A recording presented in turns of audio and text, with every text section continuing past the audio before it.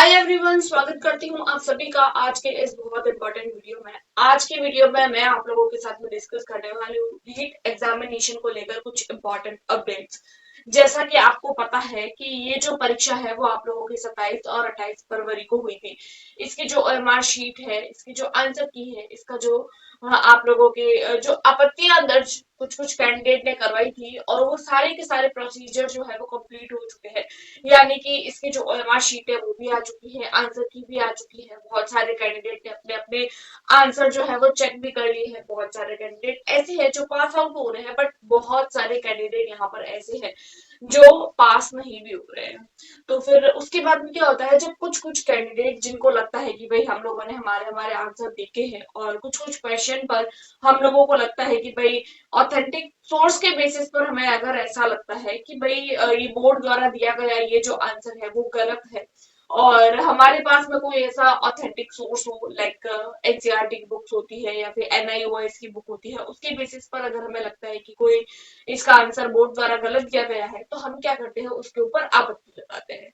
आपत्ति लगाने के बाद में कुछ कुछ कैंडिडेट के मार्क्स बढ़ते भी हैं और कुछ कुछ कैंडिडेट के मार्क्स घटते भी, घटने के चांसेस तो नहीं रहते हैं।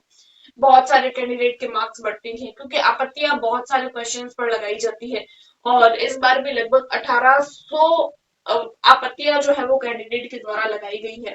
तो मार्क्स बढ़ेंगे नहीं बढ़ेंगे, नॉर्मलाइजेशन होगा नहीं होगा, मार्क्स बढ़ेंगे तो कितने बढ़ेंगे।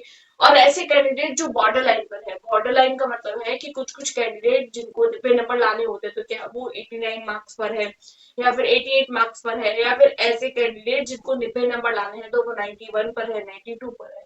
तो 91 वालों को भी रहता है कि क्या हमारे मार्क्स घटेंगे तो नहीं, क्या हमारे मार्क्स और ज्यादा घट के हम फेल तो नहीं हो जाएंगे। या फिर ऐसे कैंडिडेट जो 89 पर है तो उन्हें लगता है कि क्या एक मार्क बढ़ जाएगा और मैं पास हो जाऊंगा। तो ये सारे क्वेश्चंस कैंडिडेट के माइंड में है। तो दो तरीके से आप लोगों के मार्क्स बढ़ सकते हैं। कैसे बढ़ेंगे, एक तो नॉर्मलाइजेशन होगा उसके बेसिस पर, दूसरा आप लोगों ने जो आपत्तियां लगाई है उसके बेसिस पर। उसके अलावा रिजल्ट कब तक आने के चांसेस है उस पर भी हम लोग डिस्कस करेंगे। तो सबसे पहले अगर मैं बात करूं तो देखिए, आप लोगों की ये जो एग्जाम है वो 3 शिफ्ट में हुआ है। एक दो 3 शिफ्ट हुआ है। लेवल 1 जो आप लोगों के 27 तारीख को हुआ है, 27 तारीख को। उसके अलावा लेवल 2 जो है वो आप लोगों के, लेवल 2 जो है वो आप लोगों के 2 बारी में हुआ है। जैसे कि ये एग्जाम भी आप लोगों के 27 को हुआ था इवनिंग शिफ्ट में, और लेवल 2 का वापस एग्जाम जो है वो 28 तारीख को हुआ। अब देखिए, नॉर्मलाइजेशन कब होता है, नॉर्मलाइजेशन तब होता है जब एग्जाम अलग अलग शिफ्ट में होता है। अब देखा जाए तो यहाँ पर 3 शिफ्ट है, लेकिन यहाँ पर देखा जाए तो लेवल अलग है। लेवल 1 में केवल एक ही शिफ्ट है, 27 तारीख। तो यहाँ पर ये बात तो फिक्स हो जाती है कि लेवल 1 वालों को नॉर्मलाइजेशन नहीं होगा। यानी ऐसे कैंडिडेट जिनको ऐसे लग रहा है कि भाई मैंने तो लेवल 1 का एग्जाम किया है और मेरे भी नॉर्मलाइजेशन होगा, तो ये कंफ्यूजन आप लोग कंप्लीट अपनी जो है वो दूर कर दीजिए कि लेवल 1 वालों के कभी भी नॉर्मलाइजेशन नहीं होगा, क्योंकि एग्जाम जो है वो केवल और केवल एक शिफ्ट में हुआ था। अब हम लोग बात करते हैं लेवल 2 वालों की। तो देखिए, लेवल 2 के जो एग्जाम है वो 27 तारीख को भी हुआ है, आप 28 तारीख को भी हुआ है। तो यहाँ पर आप लोगों को नॉर्मलाइजेशन देखने को मिलेगा। जैसे अगर मैं पिछली बारी की बात करूं तो पिछली बार भी नॉर्मलाइजेशन हुआ था, लेकिन मैंने जो शिफ्ट का एग्जाम दिया था उस शिफ्ट में नॉर्मलाइजेशन देखने को नहीं मिला था। उस शिफ्ट में जैसे मेरे पहले नॉर्मलाइजेशन से पहले भी मेरे 112 थे, नॉर्मलाइजेशन हुआ ही नहीं था हमारी शिफ्ट में, तो उसके बाद में भी मेरे मार्क्स 112 ही थे। ना तो मेरे मार्क्स बढ़े थे, ना ही मेरे मार्क्स घटे थे। लेकिन यहाँ पर देखते हैं कि जो बोर्ड है वो कौन से वाले पेपर को टफ मानता है, कौन से वाले पेपर को इजी मानता है। अगर उन्होंने 27 वाले को या 28 वाले को कौन कौन से क्वेश्चन उनके माध्यम से, बोर्ड के माध्यम से टफ या इजी माने गए हैं, ये बोर्ड पर डिपेंड करता है। अभी तो रिजल्ट आएगा तभी पता चलेगा। तो एक तो आप लोगों के इस तरीके से मार्क्स बढ़ सकते हैं। और नॉर्मलाइजेशन में कोई ऐसा नहीं होता है कि आप लोगों के 10 नंबर बढ़ जाएंगे या फिर आप लोगों के 12 नंबर बढ़ जाएंगे। ऐसे कैंडिडेट जो 70 नंबर पर है, अभी तो 75 नंबर पर है, तो ऐसे अगर कैंडिडेट सोच रहे हैं कि भाई हमारे तो 10-15 नंबर बढ़ जाएंगे, 75 है, 15 नंबर बढ़ जाएंगे तो 90 नंबर आके मैं पास हो जाऊंगा, तो ऐसा पॉसिबल नहीं है। यानी कि आप लोगों के इतने मार्क्स बढ़ते हैं, नॉर्मलाइजेशन होता है तो मैक्सिमम आप लोग अपने मार्क्स बढ़ा के रखिए। 2 या फिर 3 मार्क्स आप लोग जो है वो अपने मैक्सिमम तरीके से बढ़े हुए मान सकते हैं। ऐसे यानी कि ऐसे कैंडिडेट जिनको 90 नंबर पासिंग मार्क्स चाहिए, तो अगर वो 87 पर है या फिर अगर वो 88 पर है, 89 पर है, तो ऐसे कैंडिडेट को अब अपने रिजल्ट का वेट करना चाहिए, क्योंकि दो तरीके से मार्क्स बढ़ेंगे। एक तो आप लोगों के नॉर्मलाइजेशन के बेसिस पर, और दूसरा आप लोगों ने आपत्ति के बेसिस पर, जो आप लोगों ने आपत्ति लगाई है। अब ये आपत्ति लगाने का जो प्रोसेस था वो आप लोगों की कंप्लीट हो चुका है। अब क्या होगा, अब ये जो बोर्ड है, बोर्ड के द्वारा अपनी जो पूरी कंप्लीट जो है वो एक मीटिंग उठाई जाती है, उसके बेसिस पर, यानी कि कंप्लीट जो है वो कमेटी बैठती है।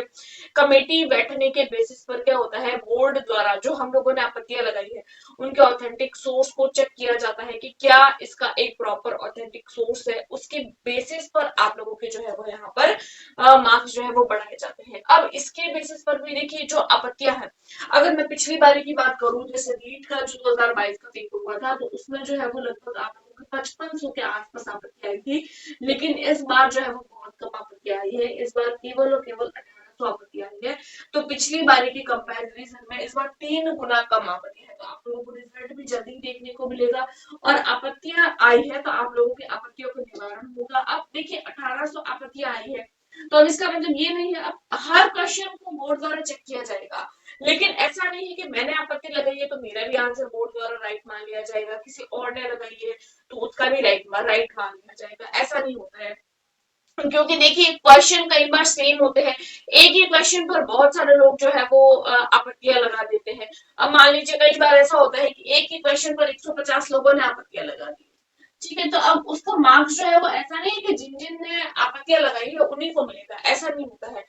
जिन कैंडिडेट ने आपत्ति लगाई है उसको तो उसका मार्क्स मिलता ही है, उसके अलावा ऐसे कैंडिडेट जिन्होंने वो क्वेश्चन का आंसर जो है वो सही लगाया है, जिन जिन कैंडिडेट ने उसी आंसर पर टिक किया है, उन सारे कैंडिडेट जिन्होंने एग्जामिनेशन दिया था, जिनका रिजल्ट आएगा, और जिन्होंने जो है वो अपने इस परीक्षा पात्रता परीक्षा में पार्टिसिपेट किया था, उन सभी को जो है वो इसका 1 या 2 मार्क्स जो आपत्तियों के निवारण के बाद में मिलता है, उन सारे कैंडिडेट को इसका मार्क्स जो है वो दिया जाता है। तो ऐसे कैंडिडेट जो बॉर्डर लाइन पर है, तो सबसे पहले उनको वेट करना चाहिए रिजल्ट आने का। अब हम लोग बात करते हैं कि इसका रिजल्ट कब तक आएगा।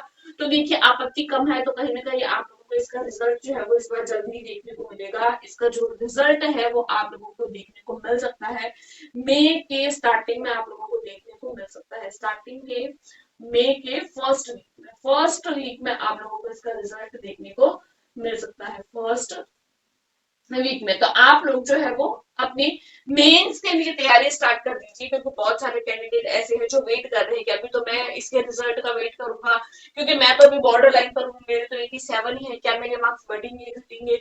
तो देखिए अगर बढ़ते हैं, ये तो कंफर्म है कि मार्क्स बढ़ेंगे। अब ऐसा नहीं है कि मार्क्स घटेंगे, बहुत सारे कैंडिडेट ऐसे भी होंगे जो 92 पर है, तो उनको लग रहा है कि क्या पता मेरे मार्क्स घट जाए। तो घटेंगे नहीं, मार्क्स कभी भी नॉर्मलाइजेशन के आधार पर मार्क्स कभी भी घटते नहीं है। अगर है तो या फिर तो उतने ही रहेंगे, या फिर चांसेस रहते हैं आपत्तियां लगाने के बाद में कि आप लोगों के मार्क्स बढ़ जाए, तो मार्क्स बढ़ेंगे, ये कंफर्म है। कितने बढ़ते हैं ये तो आप लोगों के बोर्ड पर डिपेंड करता है। तो आप लोग अभी से ही अपने मेंस की तैयारी को स्टार्ट कर दीजिए।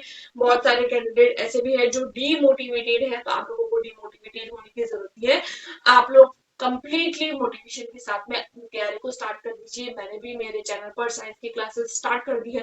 नोट्स काफी ब्रॉड है और काफी डेप्थ में जाना पड़ता है, इसीलिए काफी काफी समय लग रहा है नोट्स बनाने में। बहुत सारे कमेंट्स आते हैं कि फटाफट से कोर्स करवाइए, फटाफट से कोर्स करेंगे अगर हम लोग तो वो फिर वही है, कचरा हो जाएगा, और जो भी नोट्स है वो इतने प्रॉपर तरीके से नहीं बनेंगे। अभी जो नेक्स्ट टॉपिक है वो आप लोगों के श्वसन तंत्र वाला होने वाला है। नोट्स लगभग प्रिपेयर हो चुके हैं, बस मुझे वीडियोस बनानी है और उसको अपलोड करना है।